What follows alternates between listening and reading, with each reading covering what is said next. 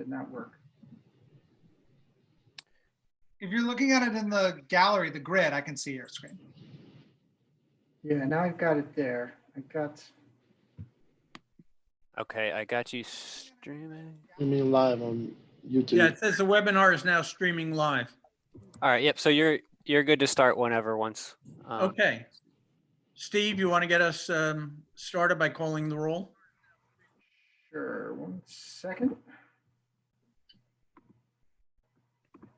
Okay, I'm just going to read off the list because it's easier to do it that way.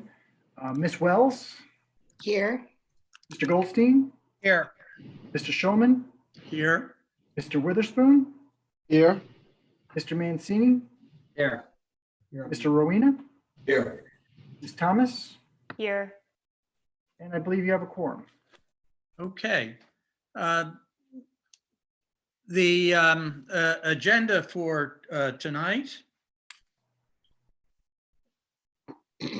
is to hold principally to hold a public hearing. We'll be asking Steve Kleppen to describe the matter.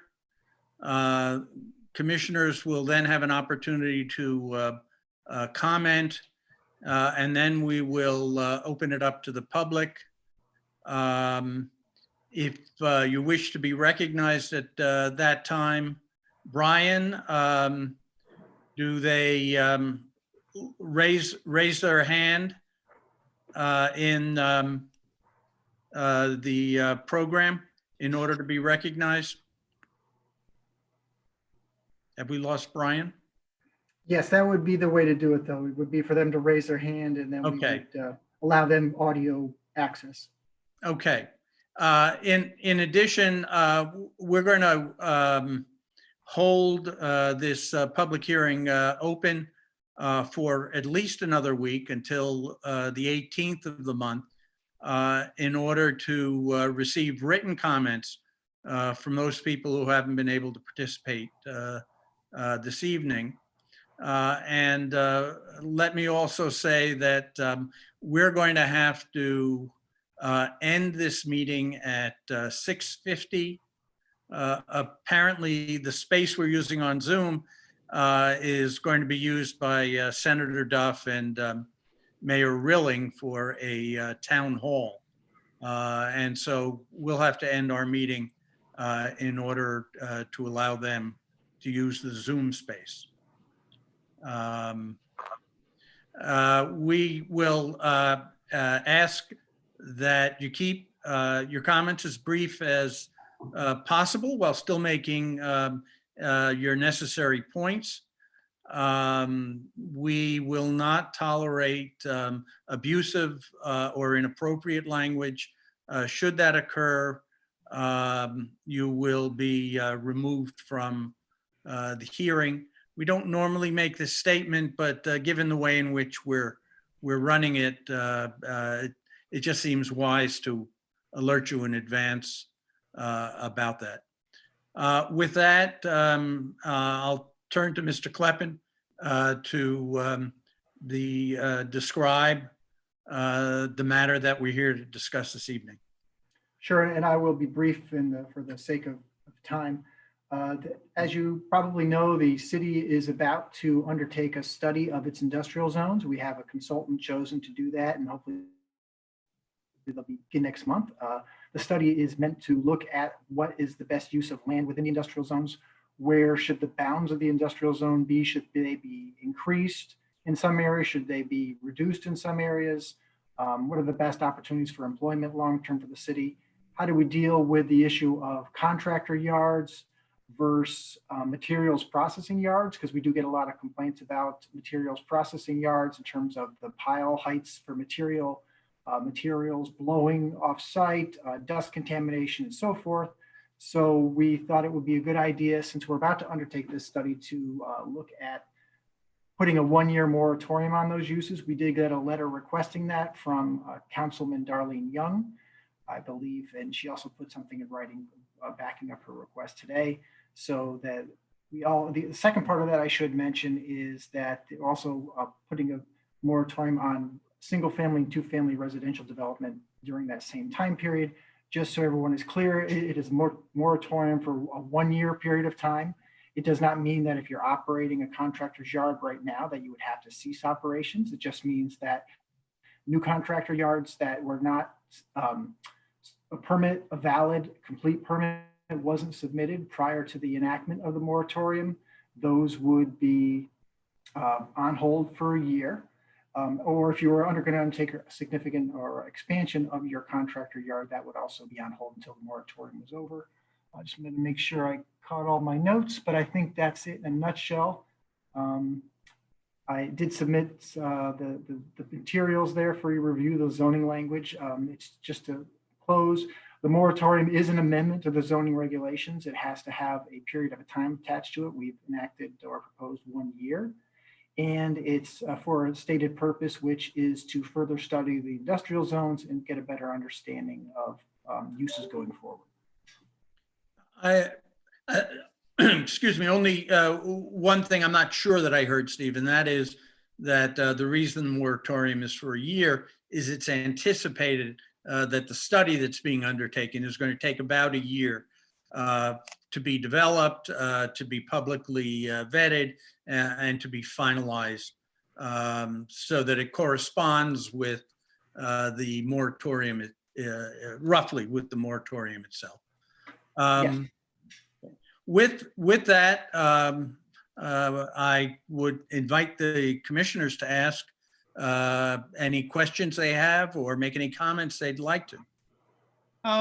Steve, if you wouldn't mind just weighing in, I saw that in the materials that, some of them were, we've had this discussion ongoing since January, if I'm not mistaken, when Councilman Young first brought this up. I guess my question is, and considering it seems to be that a primary objection is that it would inhibit use by construction companies and people who are currently using those yards. I guess with COVID-19 and the pandemic in mind, does this change any of the analysis? Does the pandemic impact what construction companies would or would not be able to do in those areas anyway? I just was wondering if it's basically just sort of, if you can color the existing materials that we've had with sort of how the pandemic may or may not be changing that. I don't think the pandemic has any relevance to this particular regulation amendment. Yeah. Maybe some other ones, but this one, I don't think it really affects one way or the other. Okay. It does, however, Josh, have some relation to the study that's being undertaken. Yeah, of course. When we interviewed the consulting firms, we already knew that we were facing a pandemic. So we asked the potential contractors to comment on how they would address that as part of participation by the public in the study, for example. So we have some idea of what the consultants will be doing to address these issues so that we still get the benefit of full input from the community. Steve, I got a question. If with this new zoning, we don't allow contractor yards to open for 2 years, new ones, at least put a hold on them. What about people in the pipeline? Is there any applications or any interest of new businesses wanting to move to Norwalk? And this new rule would exclude them from moving here and we would have lost revenue? Or is the plate completely clean and by us doing it has no immediate effect now, but it has some downstream, help for some of the residents who don't like this zoning? So it's only for a period of 1 year. So once it gets, so let's just jump forward. Say you guys approve it on the 20th which I think is in a week. There's an effective date when so I think it's 15 days out from there would be effective. I'll double check my math, but I believe that's the case.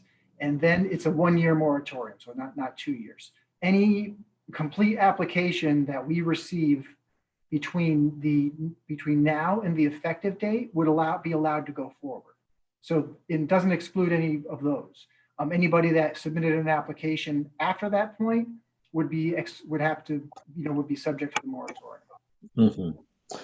Steve, have you had many applications up until now because of the proposed moratorium on contractors' yard?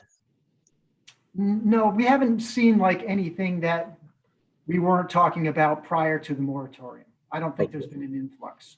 Mhm. There are a couple applications pending, but we've been working with them because there's some specific issues on the application itself. And even if an application is pending, it doesn't necessarily mean that they will be allowed to have a contractor's yard in this area, does it? Well, if they're in the right zone and it's an approved use and they've submitted the application and it was complete, yes, they could go forward. Steve, what about existing contractor yards that do not have occupants that are for rent, for instance? If somebody were to be interested in taking over the yard, that would be a new application and therefore banned? Yeah, I think I actually had somebody raise that question with me today because there were some properties that were set up as yards, but they never submitted any plans indicating what they were actually going to do on the properties. So I told him, I said, the strictest reading of the proposed amendment would be that they could not occupy the site at that, and they would be subject to the moratorium. I think they're grandfathered in for the use as a contractor yard, but what that exactly means is that it's a little tricky because some contractor yards are just, blocked off areas with materials piles. Some are just storing vehicles. Some are full processing yards. So I think without knowing any detail, it'd be hard to give them a firm answer. Thank you. Any other questions from the commissioners? All right, if time permits, after we hear from the public, we'll come back to the commissioners. Stephanie? Yeah, sorry, I had to unmute. I just saw a letter that came through about 30 minutes ago, but just based on the pattern of development that you've observed over the years, would you foresee any shortage of available contractor yards? That seemed to be what the letter was saying, that if there was a moratorium, that builders might face a shortage of places to store their materials.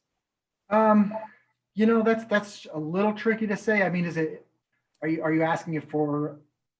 I mean, is the shortage like theoretical, or could it, is there a high risk that there would be a shortage? Hard to say. I'd have to really think about how each one of them is utilizing their properties now.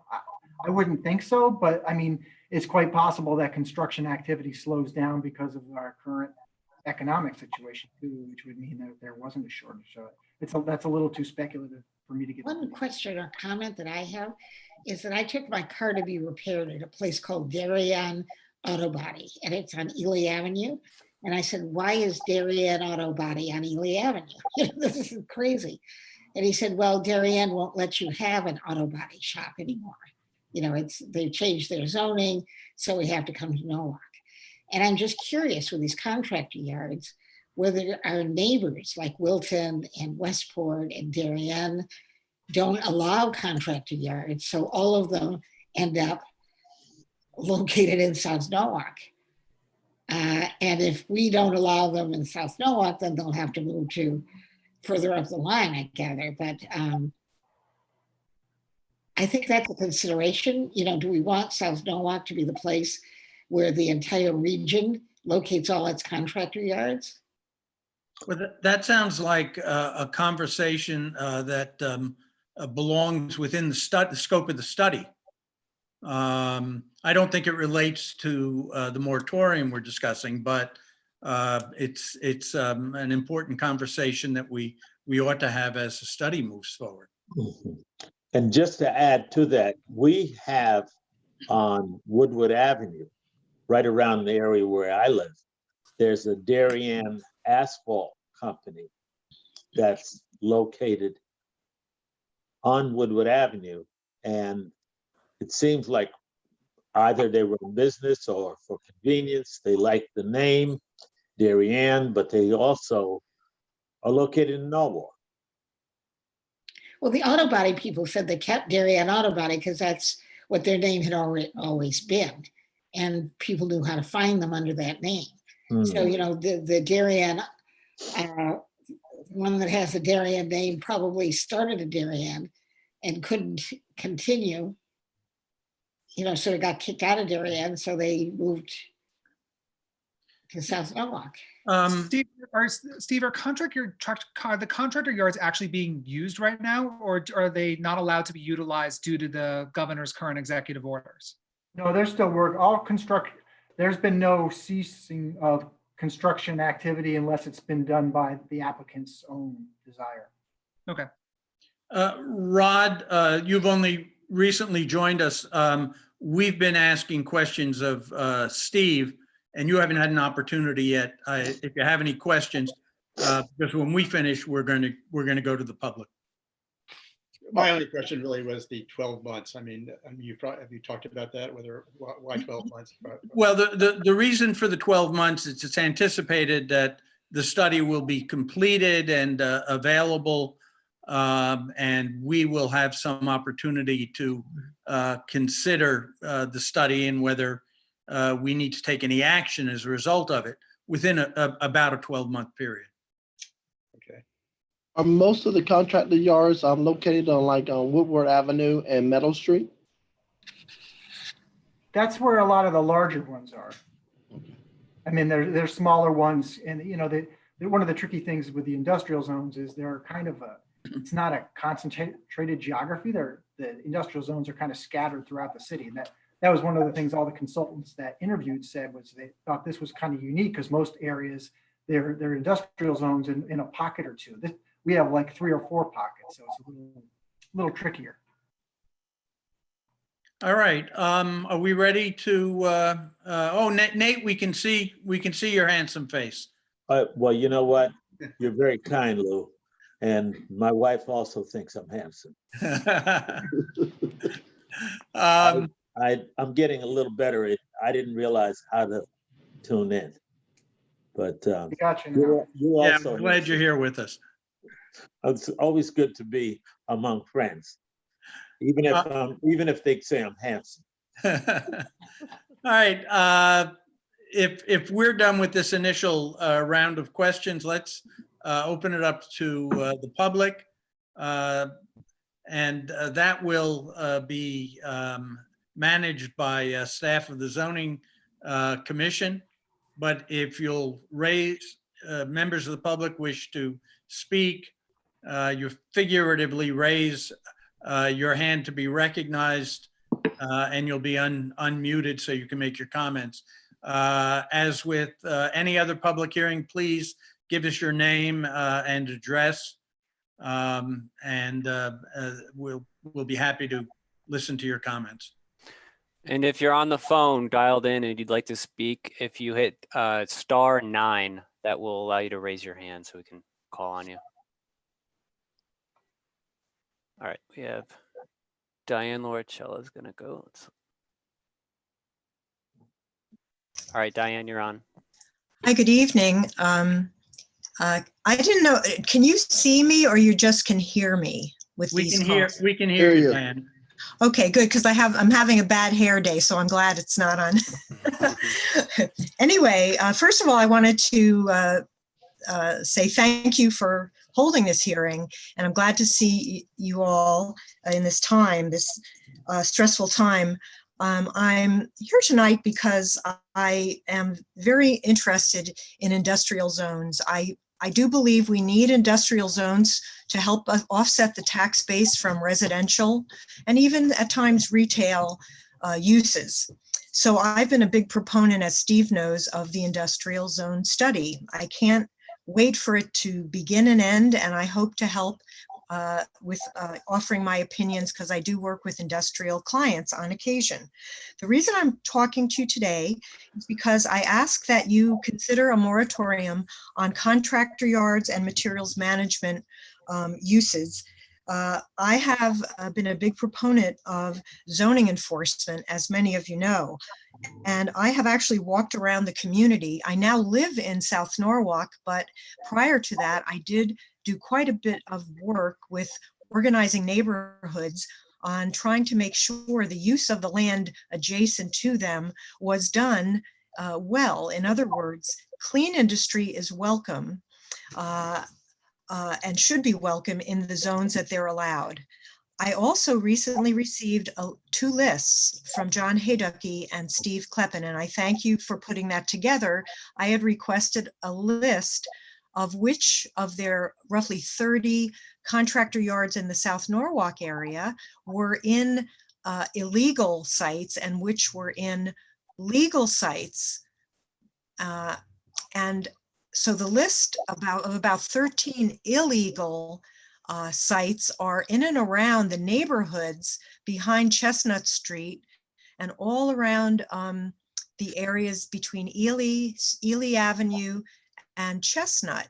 There are many, and one of the commissioners did ask, are these only on Woodward? No, they are not. And I ask that all of you try to take a ride around the area between Chestnut and MLK and the like in the neighborhoods. You will see many illegal contractor yards. So I'm here tonight to request that the moratorium occur because it is a quality of life issue. I also sent in, and it might have been too late for you to receive it, but to Steve, I asked that I have an email that I will now have time to print out and send and give to Steve, and that has to do with the dangers of silica dust, which is sand. It's a health hazard, especially in areas like South Norwalk that have high asthma rates. So lastly, I just want to say thank you for extending the time that the public can comment. I very much appreciate it, and I will commit the rest of my comments in writing and send it to you before May 18th. Stay well. I thank you for holding this hearing. And again, I do support a moratorium of some type, and I cannot ask enough that we look at enforcement, reasonable enforcement, and that we close down those 13 or so illegal contractor yards that are on the list. Thank you. Thank you. Next speaker, Brian. All right, we have the phone number ending in 5931. All right, you are on. Hello. Thank you. Hi, my name is Larry Katz. I'm a commercial real estate broker in Norwalk, and I've been in Norwalk all my life, and I deal a lot with industrial uses as well as retail and office users. I apologize for interrupting, Mr. Katz. Can you give us an address, please? Address of what, my house? Yeah, where you live. Well, my office is at 71 East Avenue in Norwalk, and I live in 22 Alden Avenue in Norwalk. Thank you. And I'm a little concerned because I've watched the disintegration of light industrial spaces in Norwalk. And, you know, when you say contractors, I don't know what comes to your mind, but I know like plumbers, electricians are contractors.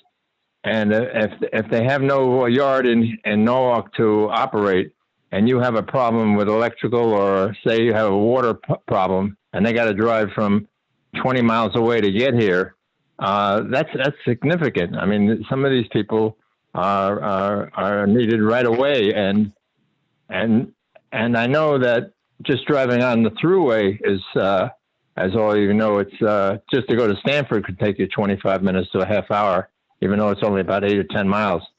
So I'm a proponent of actually, I've seen, let me just say this, I've seen one industrial space that they converted to B2 zone and wreaked havoc on a landlord who had a big building and he couldn't rent it out. He had to get rid of tenants in there because it was an industrial building, and the city said it had to be B2.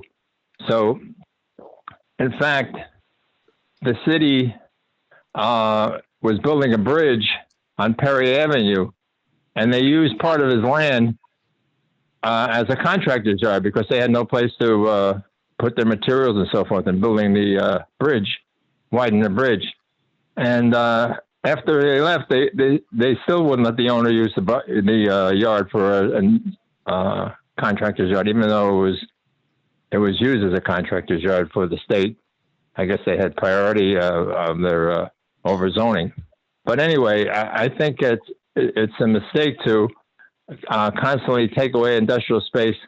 And in fact, there's a premium right now on people to buy, get storage facilities in Norwalk.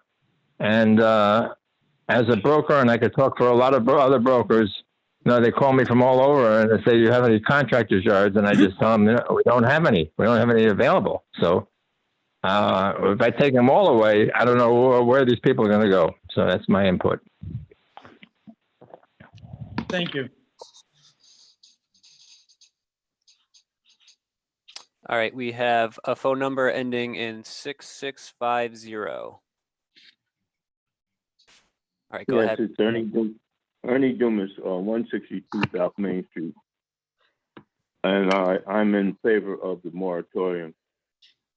And this is something, the contractor yards are something that I have been talking about for many of years around this area, in the residential area. And the health of the people that live in this area and what they bring to our area to bring our property values down. We're looking for the change, and I appreciate, Steve, that you guys are putting together this meeting tonight, because this is something that has to be looked into right away, because we have to respect the people that live in the area that pay high taxes in Norwalk, that their property values don't go down.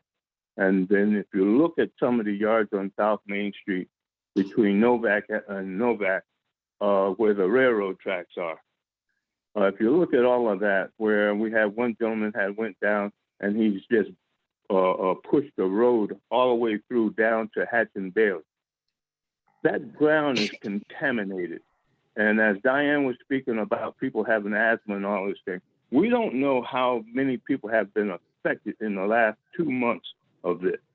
So with this gentleman on the track, so we know that they're trying to deal with him and get a lot of that stuff out of the way. But this is some of the things that we're looking for, and we appreciate it. Thank you. Thank you.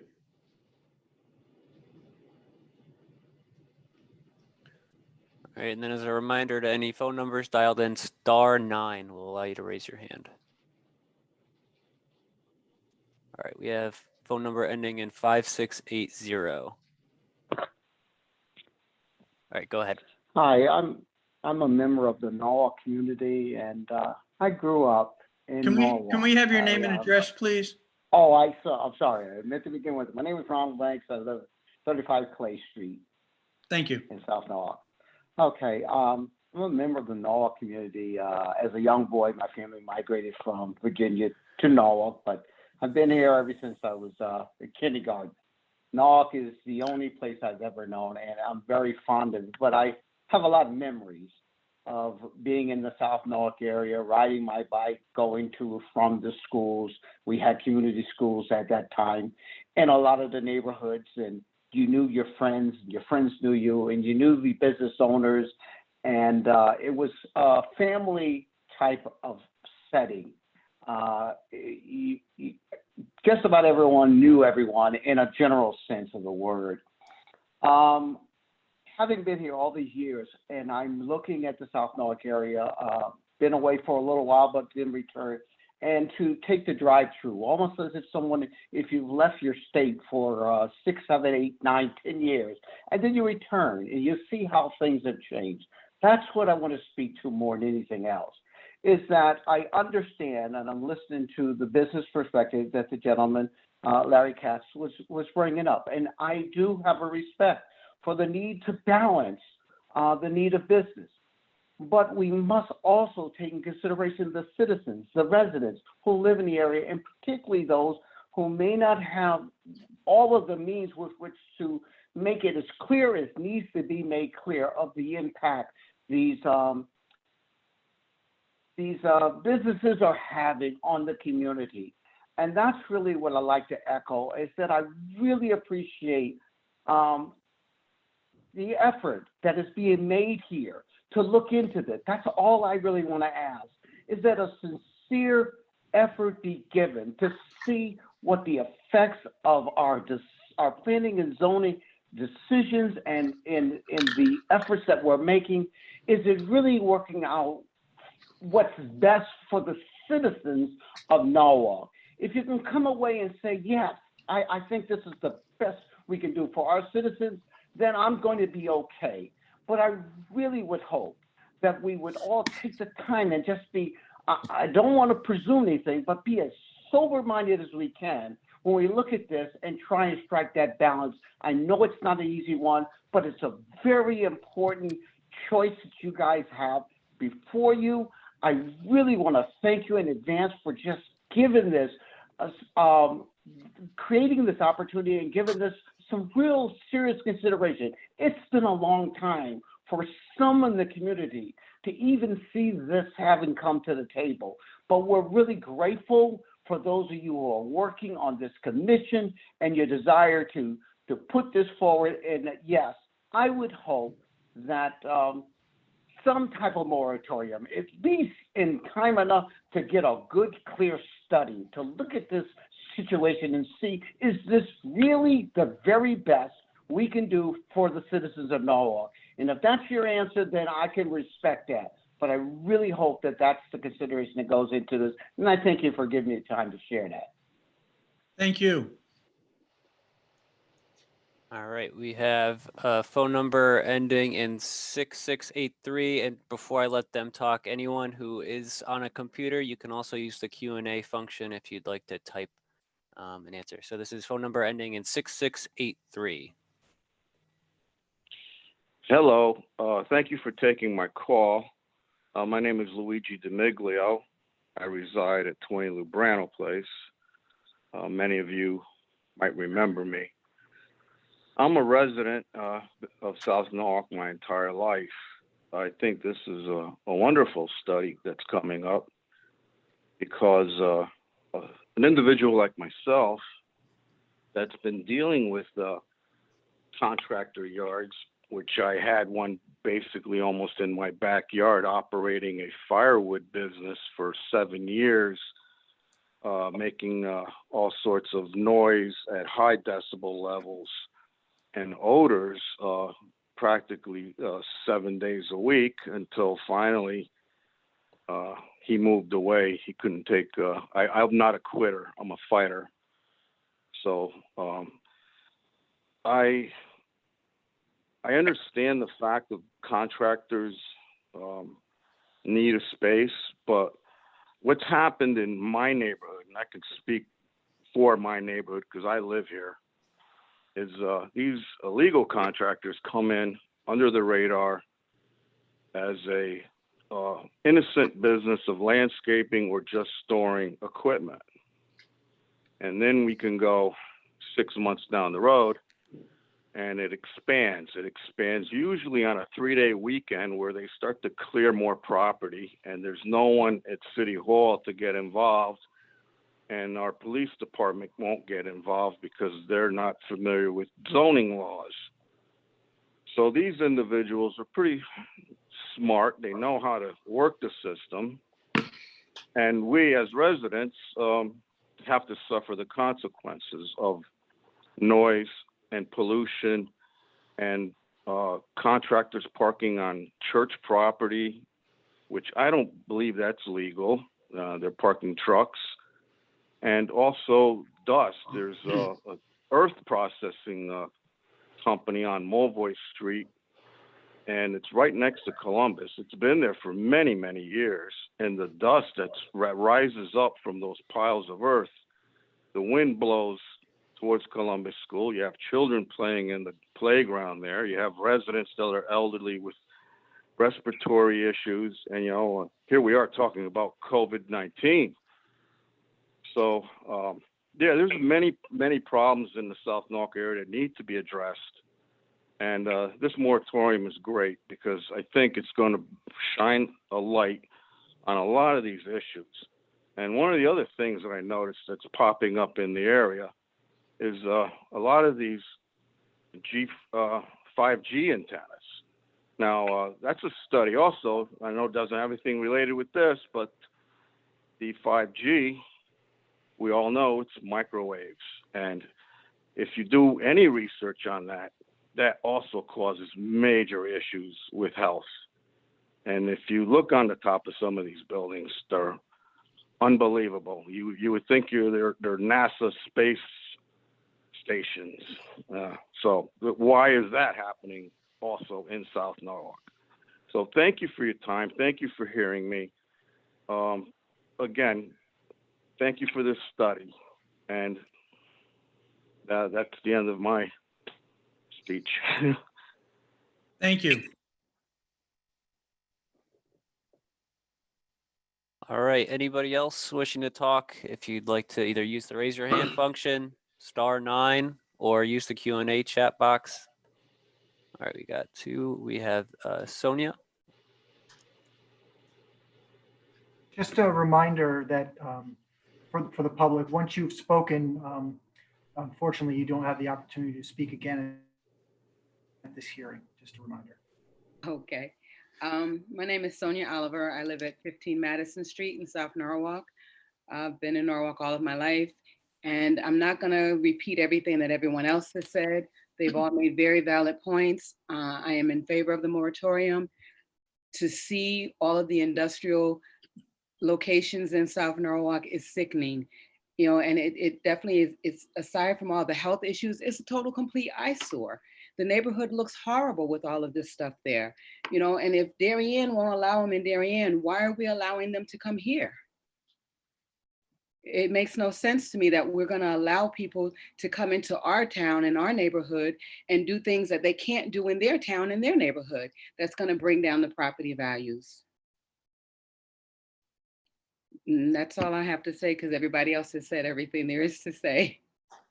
Okay. Thank you. Thank you. Thank you. All right, and then we have a phone number ending in 3845. Hi, yes, this is State Representative Travis Sims. I just want to thank Steve and his staff for putting this platform and this meeting together. I want to thank all the commissioners as well for their hard work.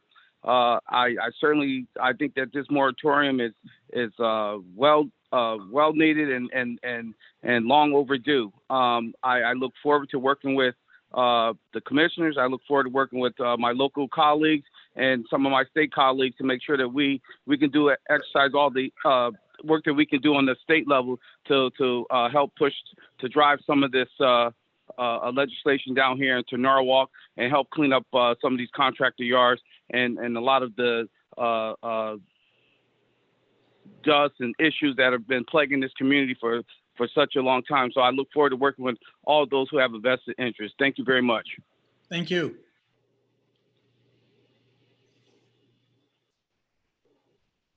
All right, we have Darlene Young. Let me allow her. Okay.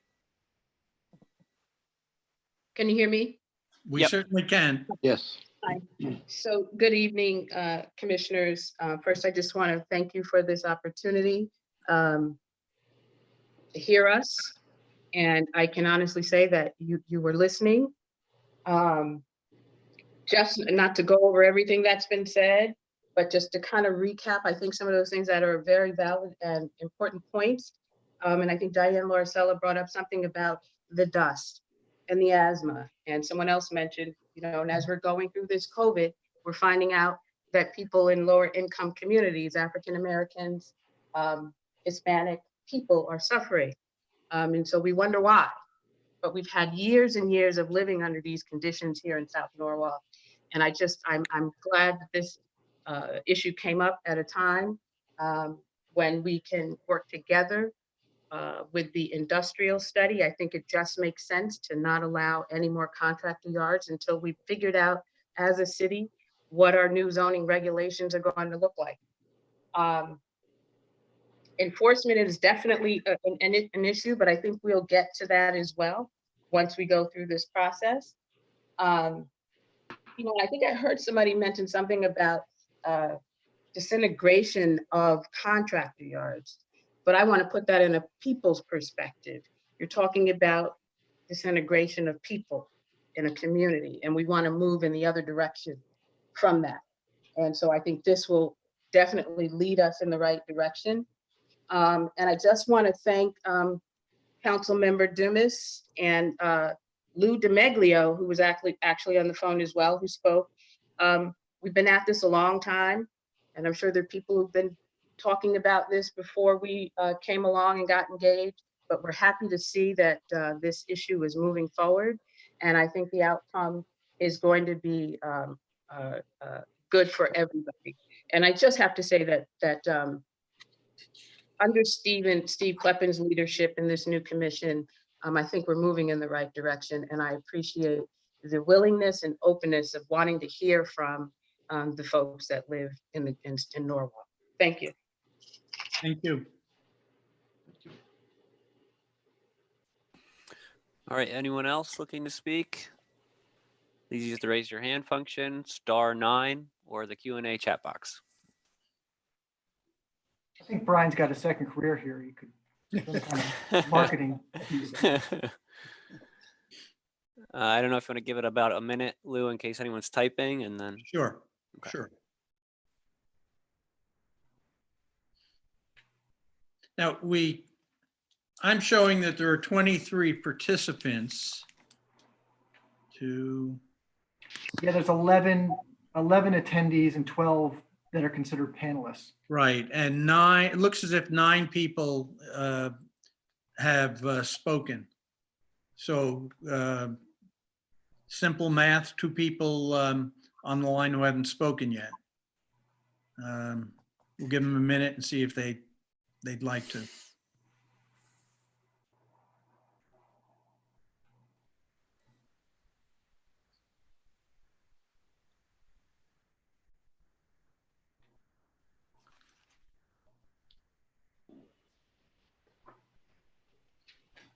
All right, I think you're good to move along, Lou. Okay, well, I'll mention one more time that should anyone want to provide written comments, they can be addressed to either Steve Kleppin or the Zoning Commission. I'm going to ask the commission to hold this public hearing opened until the 18th of May in order to give people an opportunity to respond in writing. And then in all likelihood, I would expect the commission would bring this up again at its meeting of the 20th and hopefully take action. With that, I'm going to close the hearing. And we'll move on to the next item. The item is action on the hearing. And I'd like to hear what the commissioners have to say, but what I'm looking for is a motion to hold the hearing open till the 18th to allow people to provide written testimony and place it on the agenda for our next meeting scheduled for May 20th. Comments from the commissioners?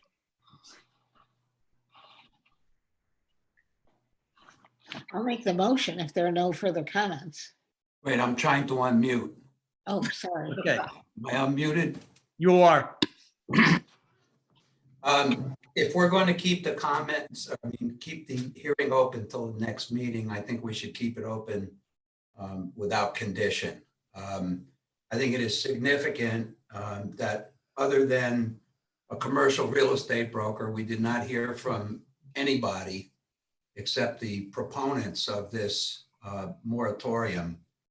And I don't know how it can be better publicized, but if I had my way, it would stay open until we could have a real public hearing. But I guess that's not going to be the case. So I think it should be held up until the next meeting without condition. And that if more people wish to speak, they should be able to do so. Yeah, listen, I completely agree to what Richard just said. I think, hearing the public, and we need to be mindful of that, but we have to hear the other side as well. And, if the yards contract, then jobs are lost. So there's a balance that we have to strike in the middle. holding it open as long as possible to get all parties involved to weigh in, I think makes the most amount of sense. There's nothing in the moratorium that in and of itself should force any business to close down. We're allowing, in fact, I don't think we have any right not to allow the existing yards to continue to operate. Right. So I'm somewhat less concerned about that issue than you are, Frank. Steve, I would ask, beyond advertising the public hearing, was any other action taken to get the word out about the hearing? No, and it wouldn't, regardless of the current situation, there wouldn't have been anything we would have done different. Okay. We wouldn't have notified property owners in this kind of instance for this. Yeah, I disagree with Frank and Richard. I don't see that as a reason to hold over the hearing. I feel like if anyone has been following the zoning commission, we have been talking about this since the January meeting. I mean, it's not like a new issue that just arose in the last week.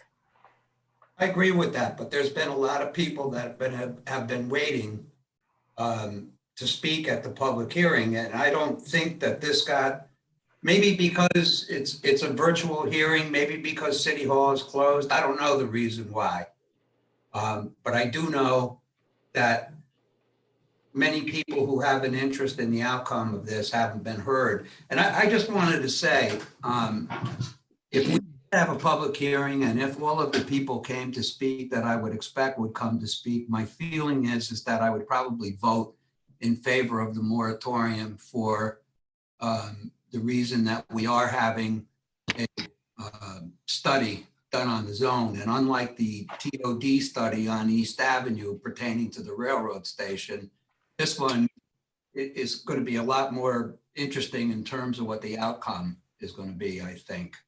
Certainly, I don't have as strong a feeling about it as I did at the TOD in East Norwalk, what the outcome would be. I have no idea what the outcome would be. But I just feel like us taking a vote and depriving people of their property rights, and I know we're not talking about putting people out of business that are already in business, but we are talking about people that own yards that don't happen to have them occupied right now. They're going to have to stay that way for at least a year and maybe more if this gets extended. So that's why I feel like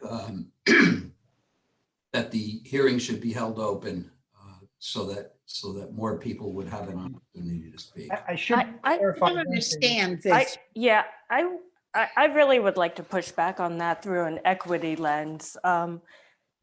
You know, I think that same statement could be said for any public hearing. And given the virtual aspect that we have here, this is actually the most equitable setting because people who work and commute and have young kids and no childcare who usually cannot attend a public meeting actually could.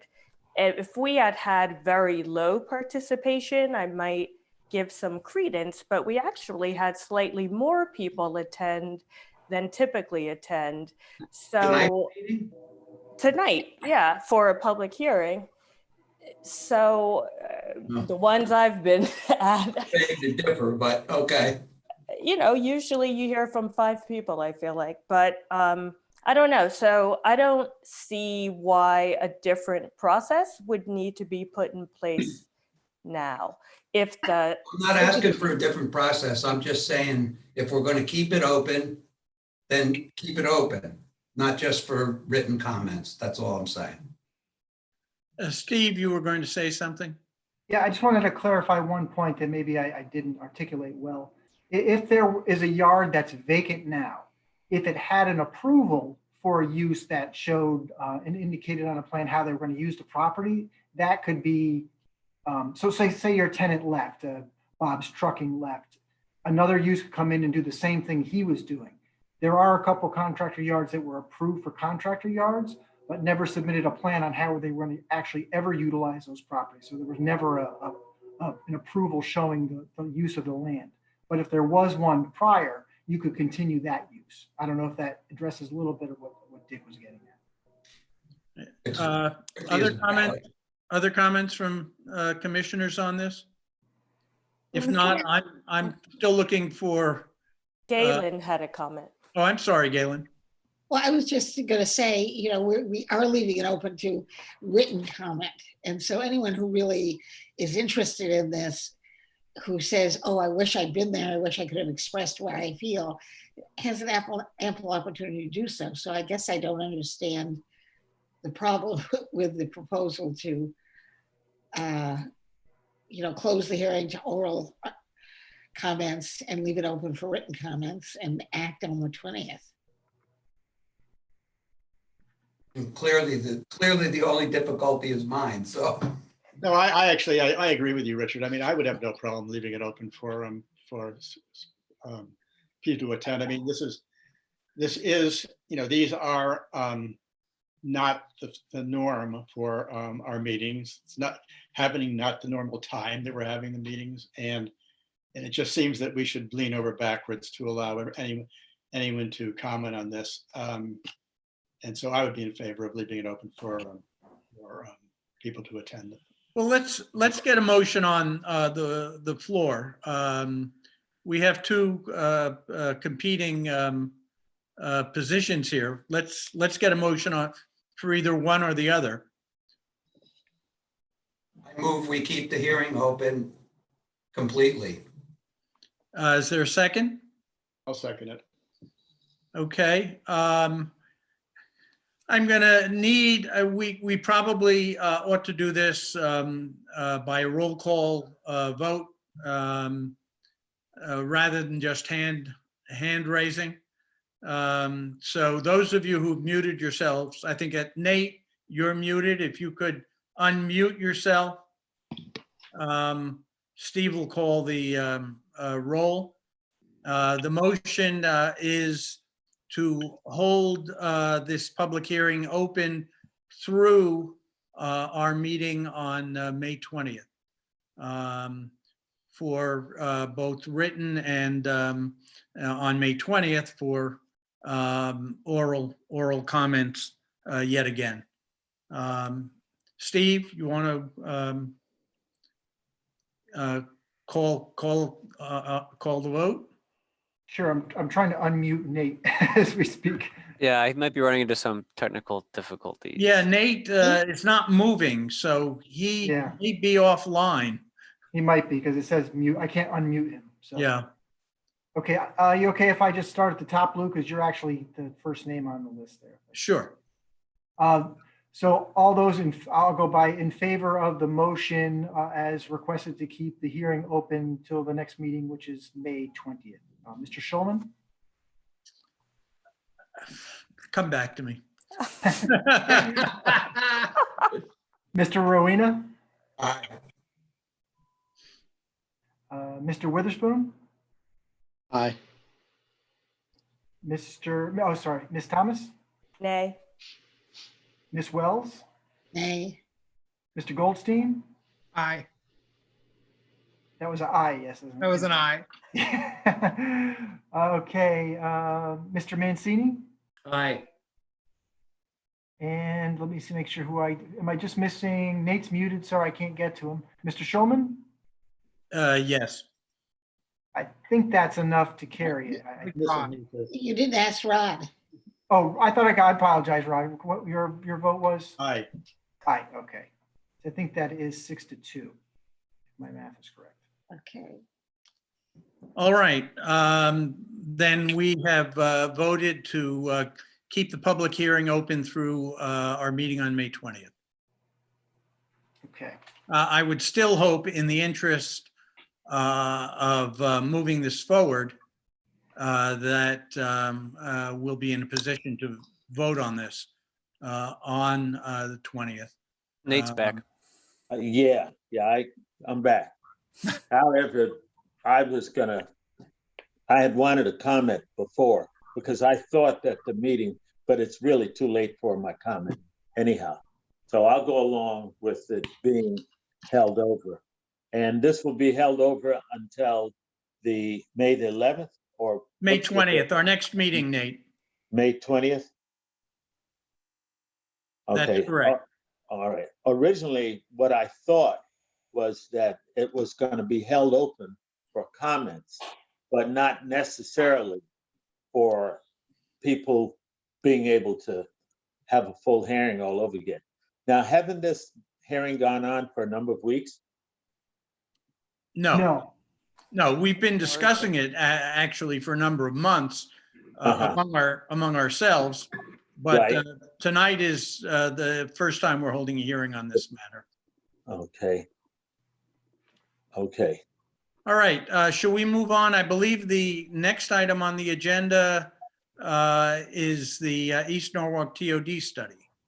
Mr. Chairman, we're getting kind of late. I could rush through my presentation, or if you want, we could move on to other matters, and then I could do that May 20th.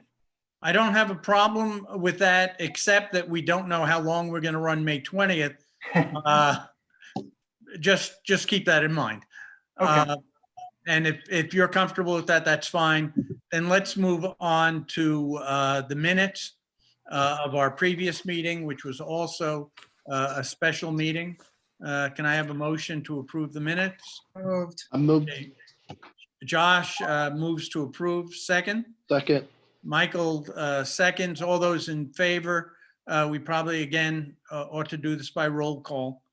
Okay. Well, you can pretty easily see who's saying aye. Yes, aye. Well, we can, but we. For the listeners. This way it will be on the written record. I see. Okay, I'll go down the list. Ms. Wells, Aye. Mr. Goldstein, I mean, approve. Mr. Schulman, Aye. Mr. Sumter, Aye. Mr. Mancini, Abstain. I was not in attendance at the last meeting. Okay. I was dealing with COVID Mr. matters. Witherspoon, Aye. Mr. Rowena, Aye. Mr. Johnson, Aye. Ms. Thomas. Abstain. I wasn't there. Okay, minutes approved. Steve, I don't believe there was anything else on the agenda, but are there comments from commissioners?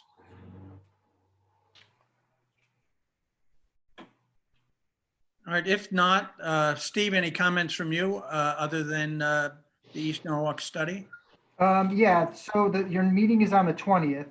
You have, so far from what I can see, and Brian chime in if I'm missing something. So you'll have the continuation of the moratorium hearing. We also have the Oakwood Avenue project that was approved last year. They're making some modifications, so they, I believe, will be on your agenda on the 20th. Are they simply asking us to accept these changes as minor? No, there's a new site plan application, and because they actually acquired property from the state of Connecticut, which they want to locate some of the parking on and not build the parking structure that was part of their initial approval. Okay, so you will, before that, send us copies of the plans? Yeah, and we'll get you any of those materials as soon as we get them, which I think should be shortly. Okay, thank you. And then the kind of wild card application is the what's called North 7, which is a pretty large development up on Glover Avenue. I'm not sure if it's going to be on your meeting on the 20th or to wait till your first meeting in June. I'm talking with them tomorrow, so I'll have a better sense then. But that will be the first meeting will be them presenting to you, and then you'll need to decide when it is ready for public hearing. Well, that is an enormous undertaking. I would almost prefer that we dedicate a separate meeting to that so that we have a lot of time to discuss it prior to public hearing. Yeah, I think the public hearing is a little ways off too. On that, so. And Steve, And that's when we have to talk about whether that, it's kind of to Dick's point, that one will garner significant public interest. Right. So we try virtual environment with that. might be interesting. We'd have to test it out and then see how it works. And then the Wilson Ave application, Steve. Oh, yeah, that could be. Okay, yes, thank you. The other item. What do we have on Wilson Avenue? I'm sorry. It's the proposed contractor's yard and asphalt storing facility across from the rock crusher. Joy.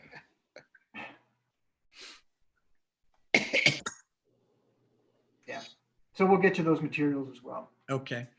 The other item I wanted to bring up, which probably will be on the agenda on the 20th, is you may have seen that the governor, as part of the state reopening, is going to be allowing outdoor dining under certain circumstances.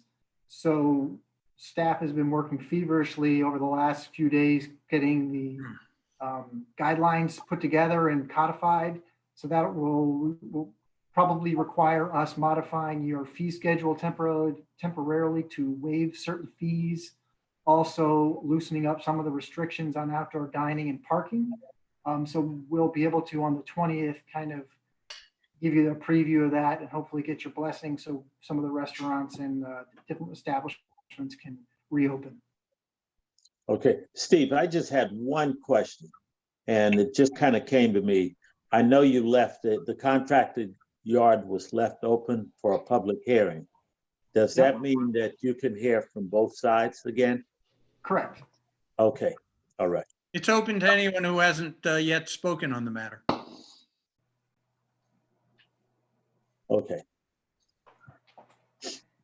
All right. Is there any other business? I could do my presentation in 20 minutes. If we get kicked off, we get kicked off if you want to. I'll leave it up to you. I think given the length of the meeting on the 20th, I would rather hear what we can tonight. All right. I'll try to do it very fast. If you don't finish tonight, you'll have time to just continue. If I don't finish tonight, we'll pick it up another day. All right, let me try to do this quick.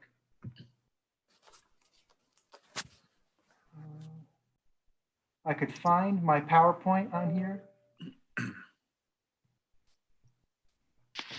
Can you see my screen now? Oh, there it is. No. No. No. Brian, do I have share screen ability? Because it's not. Yeah, if you go to the top, it should allow you to share your screen. Yeah, I see the share screen button there on the bottom. Choose the window with the PowerPoint or whatever you have. Yeah. Yeah, that's where I'm getting lost. So when you click on share screen, it should give you a bunch of options while your window's open. Yeah, And you should click on your PowerPoint or whichever one. that's where I'm just not seeing my PowerPoint. When I see it's open on my. I get everything else is there except for PowerPoint for some reason.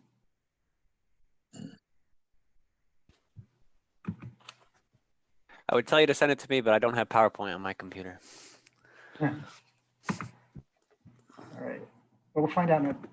There's a show all windows button. And it's still not showing me all my windows. Hold on one sec. There we go. I got it. All right. As you get older, it gets harder to see these small icons.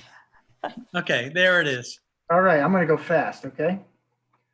And I'll leave it like this, just if you can see the slides. Slideshow.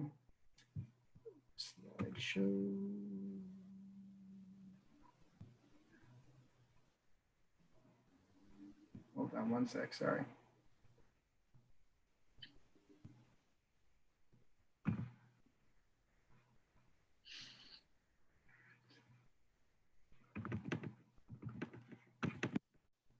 Go to the bottom right corner, Steve, next to the Yep. minus plus bar. Click on that yep, That click on guy? that. All Yep. right, there we go. Thank you. All right. So just quickly, Stephanie is a member of the Oversight Committee that's looking at the East Norwalk TOD study. We've been at it for probably close to 14 months now, and the draft plan is ready. The committee's looked at it, is providing comments, and the consultant will soon be making edits to the second draft, and then at that point it'll start to go out to for public comment. This is kind of the study area in a nutshell. And I kind of highlighted about 10 larger ideas that have come out of the TOD plan itself. And I'll go through each area kind of individually. Area number 1 is kind of that yellow outline with the orange slash dash through that. That currently is all zoned neighborhood business. The plan is recommending that establish a new zone, the East Norwalk TOD Village District.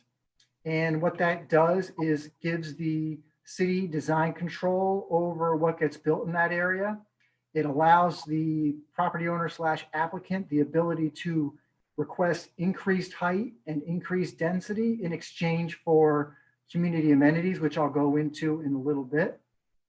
And if they choose not to seek those, then they just work with the underlying bulk and height standards, which are consistent with the NB zone. 2 other areas that are highlighted in this kind of corner of the map is within the I-1 zone, which kind of runs east and west parallel to the rail tracks. It allows for residential use above the commercial use at a little higher density than it could do now. And the idea there is that we want to see these industrial property zones remain as commercial uses, but this might be a way for those property owners to monetize their properties and keep the industrial and commercial on the ground floor. The last little piece on this slide is on the southeast corner, which is around Cemetery Street and Gregory Boulevard. And we're proposing to rezone those properties to be part of the new zone. We kind of think it completes the circle and completes the neighborhood in the southern end. Steve, very quick question. Who is going to control the design standards? So the draft plan itself has we've actually gotten pretty far with the draft zoning regulations and the draft design guidelines, and those will be part of the zone. And so the zoning commission has control over that. So you go through your peer review process similar to what you do in other areas. Okay, thank you. Sure. Area number 2 on the map is in the area of Charles Street and Osborne Avenue. We've kind of found that area, while it's not any kind of historic district, it kind of functions like de facto affordable housing.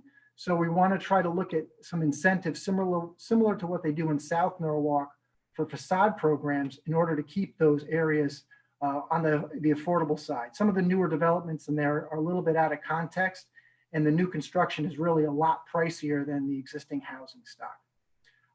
Item number 3 is the DPW garage. One of the ideas that's come out of this is maybe that garage can be relocated somewhere and that property reused.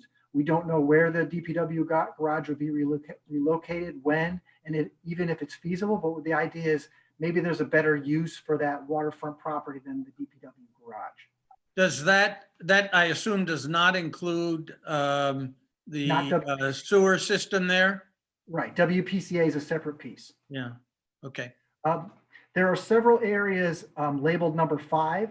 Those are outlying neighborhood business zones that we feel should be rezoned to residential C, with the idea being that we're going to pull the growth and development towards the train station and towards East Avenue and kind of clean up these little outlier areas.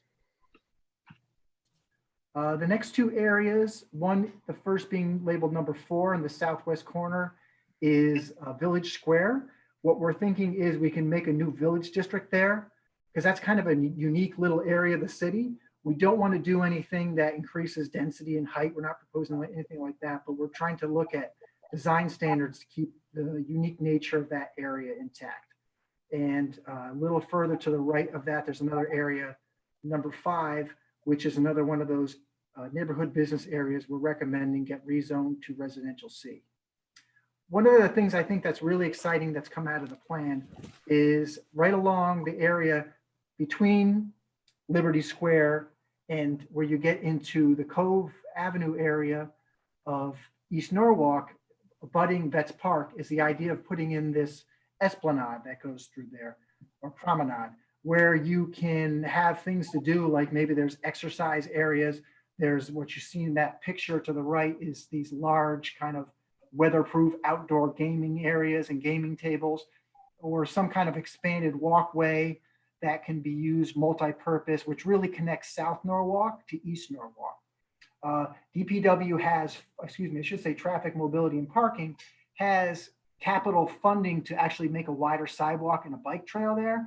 I've talked to them about holding off on that until we get the study done and then really coming up with a really great design where we can take a little more of that park space and really enhance that area and open it up for everybody. Area number 9 is the Cove Avenue area I just mentioned, but similar to the Liberty Square area, the idea is there to create another village district with its own design standards to keep that area unique. Because if you go down there, it's kind of they got that little beachy vibe to it. It's really kind of a cool area of the city. We'd like to see it remain as is. There's no recommendations to change the bulk and height of it, just more of a protective measure than anything else. And then this area, which is a little further out, I believe that's off Winfield Street, are a couple areas that are NB zone now that we think should be rezoned to C residential.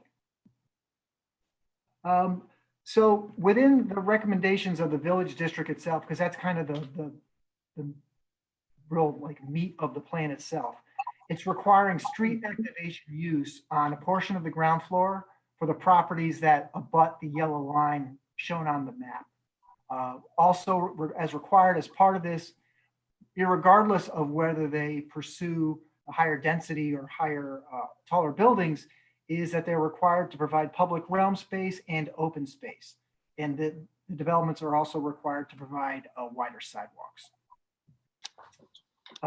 This shows you a little bit of what the increased density and height is. You can go up to 3.5 stories, 45 feet of height, and then you can increase the density from 1 to 1650 to 1 for 825. And I'll get into the amenities in a second that allow you to do that. What we've come up with, which is a little different than what you may see in the CBD zone, or we also did in the Sano TOD, is we came up with a point system, which I think works better than being subjective by subjective decisions of the zoning commission. And there are points given to certain types of things. So if you say you gave reduced rent to a tenant for a period of time as outlined in the regulations, in this case it's 5 years, you would be eligible for a certain number of points. If you think about East Norwalk, specifically East Ave, there are a lot of vacant storefronts. So we think this might be one way to incentivize that. We've also looked at lead standards, as well as one of the things that came out of the study was people really wanted more outdoor seating, outdoor gathering areas, specifically areas that were shaded, were comfortable, where you could gather. Steve, to slow you down a bit, Larry just emailed me and said we have to cut the YouTube off at 6:55, but you can continue, the meeting can continue over Zoom. Oh, that's kind of what I thought, but he said earlier something different, but that's fine. I'm going pretty quick anyway, so I'll keep at that pace. These pictures give you a little bit of an example of some of the things we're talking about, where we talked about green infrastructure, which in many ways now is being used as kind of a very artistic landscape feature. So there's a point system to include things like that. We're looking at public Wi-Fi as a use, green infrastructure, as I mentioned, green walls, green roofs, seating areas that by a certain square footage, as well as public art. And they have to meet certain standards in terms of their value and also the area involved. I mentioned this briefly in the I-1 zone. We're thinking that allowing residential use above some of the existing ground floor commercial uses would be something that might help some of those property owners, because we are seeing a demand for warehouse space and also small manufacturing space in Norwalk, in particular in East Norwalk. But it's really contingent on those uses remaining commercial. We don't want to flip it over to residential. Just to give you a little bit of a glimpse of what we're thinking about, this is an existing conditions photograph, which shows, it's kind of southeast of the train station right now. This shows you the corner of Winfield, Gregory, and Rogers Square. It's that kind of odd little intersection there. These are the existing conditions. What we looked at as part of the study is using those build-out parameters and using the amenities that are included in the plan, what could happen on that site. So here's one scenario where the some of those development potential amenities were included. And as you can see on the southeast corner, or I should say the southwest corner, you see a 3.5-story building with a 2.5-story building just to the north. There's shared parking to the rear. So what you see is building facade and you don't see a sea of asphalt. And then there's some new development heading up Winfield Street. The next scenario looks at a little bigger build out where they went to the 3.5-story on that southwest corner, but then a little bigger building to the north, similar shared parking and shared parking to the rear, where you're seeing the street facade and not a sea of asphalt. And what we're kind of hoping happens is the next slide, which you can see in the lower right, where you have that outdoor plaza area where people can sit. You can maybe have outdoor dining. There's wider sidewalks. There's green space where there's no green space now. It's just a more attractive kind of village feel to it, which is one of the things that was stressed to us by the people we talked to as part of the study. The other part of this are the design guidelines themselves. And as I mentioned, there'll be a separate appendix to the plan. So what we tried to do were look for maritime village areas that seem to be the theme that people wanted and thought of when they think of East Norwalk. So we looked at certain areas in Greenwich. We looked at Newburyport, Massachusetts. We looked at certain areas. I think we looked at Westport, Rockport, Massachusetts, Glover, Massachusetts, and tried to find buildings that were in that 3.5-story range that had that kind of, nautical beach type aesthetic to that. And the design guidelines themselves get very specific as it relates to what we want to see for facade treatments, landscape and sidewalk treatments, signage, the type of street lighting, the type of landscaping, and hopefully that it's like a sustainable landscaping that would do well in an urban but yet maritime environment. And here's just a couple more shots of facades, and you see some potential treatments, bike racks, benches. So we're trying to include as much detail as possible, with the idea being that if somebody submits an application and there's less uncertainty as to what the city is looking for in a development, and they're saying, well, hopefully if I provide the city with what it wants, my project will get approved, and it'll get approved in a more orderly and expedited fashion than it might be if we were going back and forth regarding standards that didn't exist. And I think I'm done. Amazing. I don't know why we had so many long meetings. We could have. I have an answer for that, Stephanie. I'm not going to share my answer. Am I still on? You seeing my screen still? Yeah, I got you there. Yeah. Am I off now? Okay, good. Okay. I'm happy to take any questions you might have. The only note I would add is the point system. I think we're pretty unanimous on the Oversight Committee in favoring the point system, but we haven't all agreed about how many points would be given for each type of amenity. So that's still being worked through. But.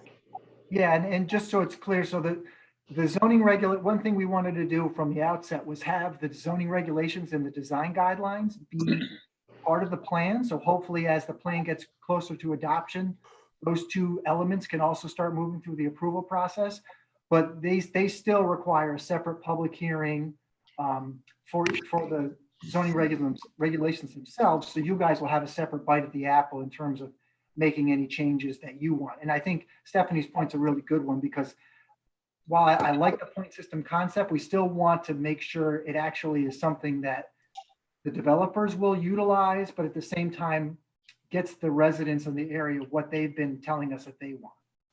Steve, the members of the advisory committee, the neighborhood people, have they bought into this?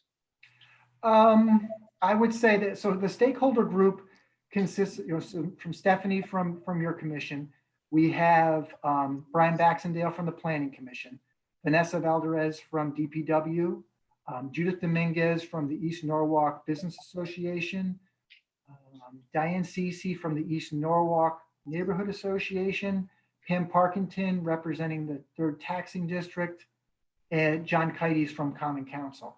I would say that Ms. Cece has indicated that her board has stated that I think she was okay with the point system, Stephanie, correct me if I'm wrong, but not with the height and especially the density. So, Correct. but I think one thing I should point out, and I think it's important to indicate it since we are, a live broadcast, is that as part of this, the consultant who is Harriman had a subconsultant, RKG, and they did an analysis of the existing zoning and said, why is nobody running numbers, or why is nobody building to what you can build? Well, they really, from their perspective, from the numbers, it wasn't worth it economically for them to build anything there. That's why you see a lot of the buildings in the state they're in now. But if you go to the 3.5 stories, with the incentives, it would be worth it, in their opinion, economically to proceed with projects. I also think an important distinction, when we looked at with the consultant